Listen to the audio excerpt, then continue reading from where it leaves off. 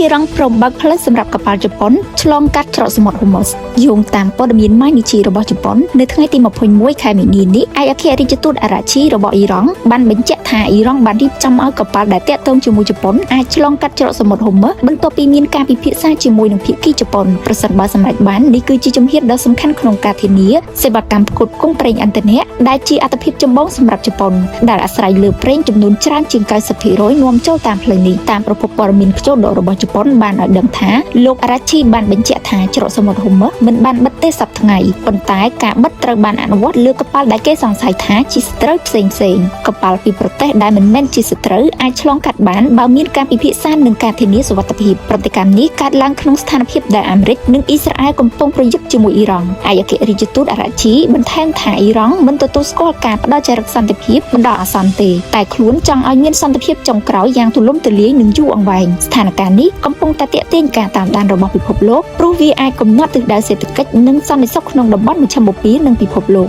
ជាថ្មីម្ដងទៀតអ៊ីរ៉ង់និងជប៉ុនក៏បានចាប់ផ្ដើមការចរចាដើម្បីធានាសុវត្ថិភាពតាមរយៈការឆ្លងកាត់ច្រកសមុទ្រហូម៉ូសដែលជាប្រធានបទដែលអ្នកវិភាគកំពុងនឹងតាមដានយ៉ាងហ្មត់ចត់